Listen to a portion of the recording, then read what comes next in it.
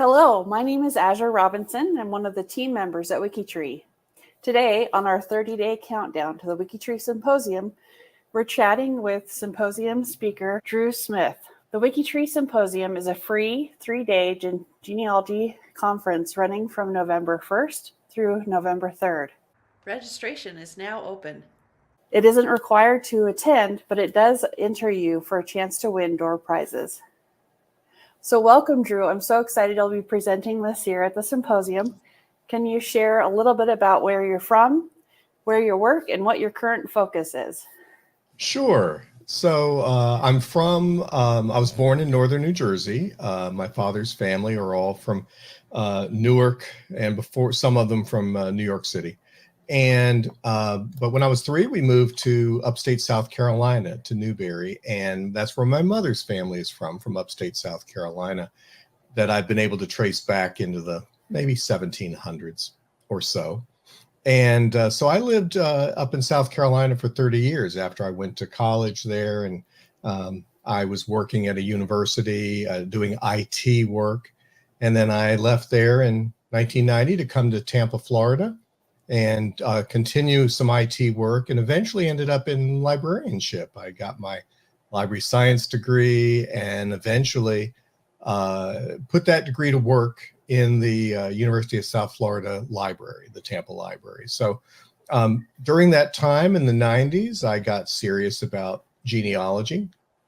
And but when some of my parents' siblings were getting up in age and maybe passing away, and I figured I better start on it now. And so since around 1992, I've been kind of serious about it. So that's how I've been working on it, and eventually even developed a course at for the University of South Florida School of Library and Information Science, now called the School of Information, to teach library science students how to be genealogy librarians, because most library science students don't get any background in that, and they kind of, in their jobs around the country, they kind of get thrown into sometimes being the genealogy librarian without any training at all. And wow, yeah, it's not fair. It's, it's yeah.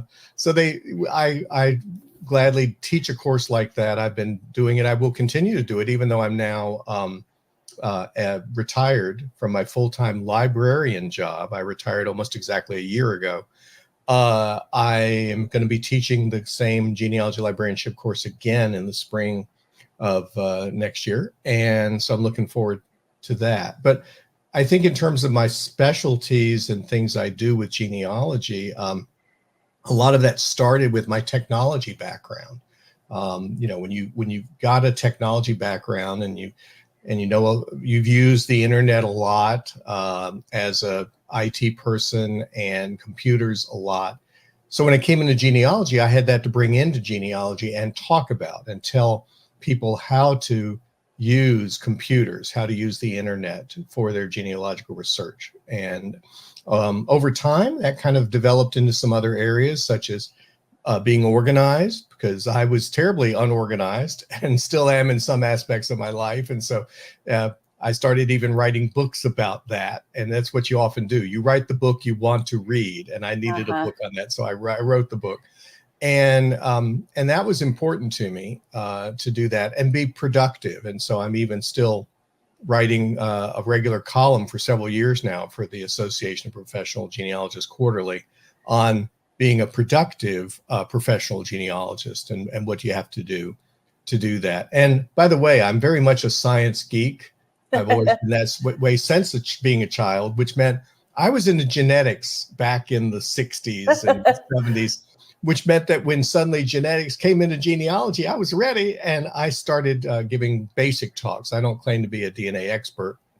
There's plenty of those out there, but I do understand the basics. And so I've now do a lot of talks, presentations on that topic as well. But and other things that relate to methodology.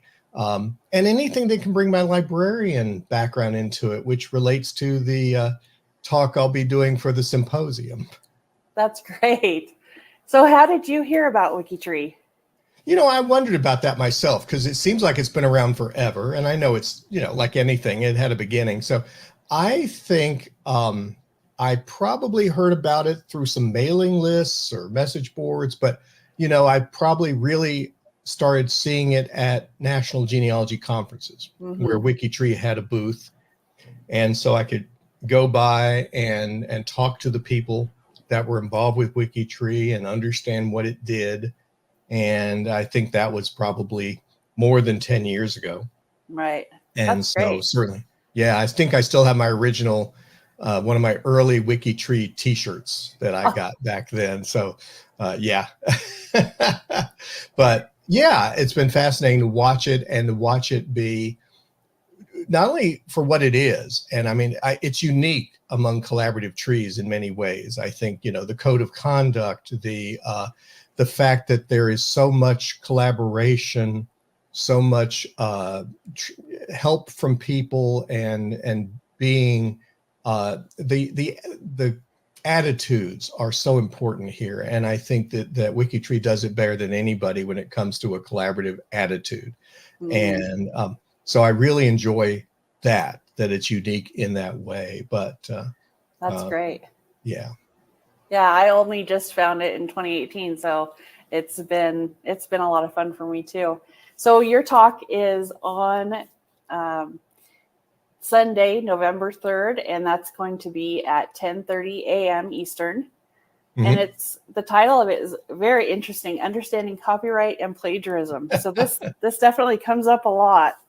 You know, it comes up a lot, although a lot of societies, I don't know, they sometimes shy away from having me do it because I think they think it's going to be dull and boring. And most people think things like copyright and plagiarism are kind of dull and boring. You know, well, but I try to make it interesting. It is interesting. And as a librarian and a university instructor, which I also did for many years, it was very critical. Yes. You know, as a librarian, I had to teach people, students, particularly grad students and faculty. They had to understand copyright. Not only what are they allowed to use in their own teaching, in their own articles, if they're publishing articles and books, they had to understand copyright. And they also had to protect their own stuff, the stuff that the faculty and the grad students created. Sometimes grad students made, because they were not familiar with copyright, they made mistakes in where they published. They published their journal articles, not realizing that they were actually, according to their contracts, giving away their copyright to the journal, that they no longer had any control over their articles. So I had to make sure that I taught faculty and grad students about these things. And of course, plagiarism comes up if you're in any kind of teacher at any level, but certainly in a university, that's an issue. How do you prevent students from, whether they understand what they're doing or not, copying somebody else's work as if it's their own? So, but genealogists, you're right, Azure, it's something that genealogists have to deal with. They don't understand it. They don't understand why they're not allowed to just automatically use anything they find, even if they think, well, it's on the internet, I can use that legally. And, you know, it's like, no, not necessarily. So it's really important to understand what is copyrighted, what is not copyrighted, what can't be copyrighted, what can be, and also protect their own work. So copyright is, and I don't, you know, I want to make this clear. I am not an attorney. I don't even have a law degree like Judy Russell. I don't even have, you know, but as a librarian, I can offer a librarian's perspective on copyright because, you know, we deal with this all the time. And and plagiarism is also another thing of, yes, even if you're dealing with things that were written 100 years ago or 200 years ago, giving credit to who created it, that's still important. People have to understand that that's ethical. It's an ethical issue, and you should be, as a genealogist, we should both act in a legal way and we should act in an ethical way with what we do. Yeah, and that is one of our points on the honor code. So that's great. I'm really excited about your presentation this year and hearing that. So thank you so much for chatting with me. To learn more about this year's symposium, follow the link to the symposium help page in the description of this video below. Thank you again, and we'll see you around the tree. Sounds good.